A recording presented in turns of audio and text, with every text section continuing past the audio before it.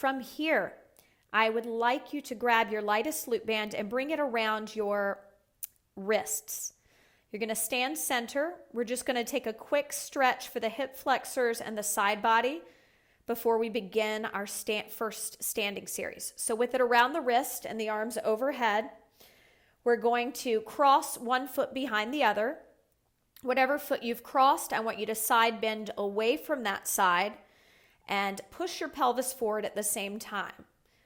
So whatever leg is crossed behind, you're bending in the opposite direction of that leg. And we're going to hold that, pushing the pelvis forward. Quick opening for the hip flexors. If you didn't do the lower body series and you're logging in just for the standing work, I want to make sure those hip flexors are released before we begin our work. Go ahead and switch sides. This is just a quick release. Setting up, you can pull those forearms, the wrists out on the band to activate your scapular stabilizer, your serratus anterior. You'll feel the shoulder blades coming together and that recruiting. Plug the shoulders down the back. Make sure you're breathing. 2 more breaths here. Once you've completed that, let's take that lightest loop band and bring it back around the ankles. Looks like this. I do not have flat back posture, so I won't be using it, but you're going to use it because it's great for your hip flexor strength. You're going to step back onto the roller. I've tied the lightest TheraBand 1/4 of the way in. We're going to hold it in our dominant hand to start. Actually, no, we're not going to use the band. We're going to just use the loop band. We're going to step onto the foam roller. Start with your dominant leg on the outside because that's going to be our standing leg. So make sure your dominant leg is on the outside. You don't need the TheraBand. We're stepping up. The loop band is around the ankles. And we're going to take our outside hand to our hip for now. And our inside leg, you're going to lift to knee flexion, recruiting the quad and hip flexor. From here, that outside arm, you're going to inhale, prepare, exhale. You're going to twist towards the wall, giving me 4 punches, 4 and 3 with that outside hand, 2 and 1. Inhale and punch again, twisting across the body for 4 and 3, 2 and 1. Lower the leg, inhale, prepare, feel the pelvis pull down. Exhale, lift that leg and give me those punches, crossing the body. 2 and 3. Inhale, feel like I have your pelvis. I'm pulling it down, stabilizing you. Move on your exhale with the twists. So you have the option to lower the leg at the end of those punches, or you can keep it up for the full series. So make sure the core is engaged. We're only punching and twisting towards the wall on our exhales. The leg remains in knee flexion or it lowers at the end and lifts back up on the inhale. So when the leg lifts up, the pelvis pulls down in opposition. The torso stays long.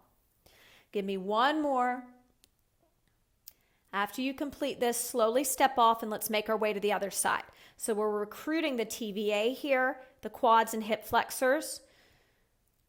Watch out for shoulder elevation. Watch out for your head dropping forward. Keep your focus up a little higher than eye level. When you're ready, exhale, twist. Give me those punches. Torso twisting from the rib cage. Imagine my hands on your pelvis. Your pelvis is pulling down to the roller at all times. It's not moving with the upper body as you twist. The head is going along for the ride with the upper body though. The foot is dorsiflexed. A lot of moving parts here, but we're working on coordination, balance, strength. Give me 2 more sets on this non-dominant side. Inhale, ground yourself. Exhale, punch and twist. 2. Focus on the dorsiflexion of the lifted foot. The foot that's on there has got to be nice and steady. You got to push down to stay up. After you complete this one, we are going to grab our 3-pound weight, stepping off. We're going to keep the band around the ankles. And with the 3-pound weight, we're going to step up to the first side, the side where your dominant leg is outside, because it's, again, going to be our standing leg. So we're going to be stepping in the frontal plane to balance. Our outside hand is loaded with a 3-pound weight, and you're just going to hold an external rotator cuff position with the arm. Elbow pinned to the side of the body. Just keeping that position. Start close to the wall, and I want you to step your outside leg towards the end of the roller where you can still touch the wall with your inside hand, coming into knee flexion as we have been, and just finding your balance here. If you can find your balance and bring that inside arm, the elbow into the external rotator cuff position, do so. If that's too precarious, stay where you are today. Keep your abs engaged. Inhale and exhale. Breathing, inhale, pelvis pulling towards the roller, inner thighs pulling back, exhale, abs pulling in and up. Inhale, step once again towards the wall on the roller. And again, stepping to that unilateral balance on your dominant leg, finding it immediately, testing it out, seeing where you are. Inhale 1, breathe. Exhale 1. Inhale 2. Exhale 2. Inhale 3. Exhale 3. Slowly stepping off the roller, making your way to the second side. You're doing great. At all times, make sure you're breathing. Your knees are soft. You're focusing on what you're doing because you're standing on a roller. We want to be safe. You're stepping into a single leg balance. Now on the non-dominant side. Extra precautions here. Hold on. Use your abs. Pull the core in. Inhale, ground yourself. Exhale, feel those abs pulling in and up. Widen your collarbone. Plug the shoulders down. Lift your chin up a little higher. Gaze forward with the eyes. Okay, last time on this side, step close again. Stepping to that single leg balance. Notice where your pelvis is. Are you hiking your hips? Try to keep those hips even. The elbows that are digging in, or the elbow that's digging into the side of the body, notice if that hip's hiked. Keep it even. Those bony protrusions of your hips are shining like headlights to the wall in front of you. Slowly, we're going to make our way off, setting the props to the side, moving into a wall, calf, and pec major stretch. Come by the wall profile, stepping your inside leg into a calf stretch for your gastrocnemius. So standing profile by the wall, and then taking the inside arm into a T behind you, opening up the pec major at the same time, twisting the upper body away from that arm, driving the pelvis forward at the same time, breathing here.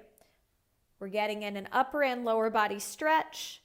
Both are areas that are posturally tight for flat backs, so we're going to spend time opening them up, breathing here. And the calves get quite a workout standing on the stability device, but it's really more the soleus that's working than the gastrocnemius, and that's your internal calf muscle. So we will release that in a bit, and it's a different type of stretch.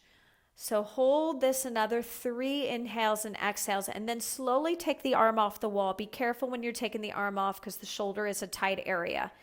And then turning around, finding your calf stretch first on the other side, and then bringing the arm to the wall. I find that this order is better for my body. I tend to hike my hips when I come into a lunge, so I like to square my pelvis first, get that calf stretch going, and then add the pec major stretch. So hold that here. We've got a minute on the clock. We're going to allow our pelvis to pull towards the floor, our inner thighs to pull back, pulling us deeper into the posture.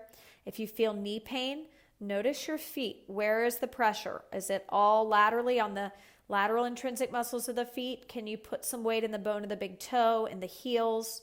Lift up through your pelvic floor. Use your core to take some of the weight off the legs.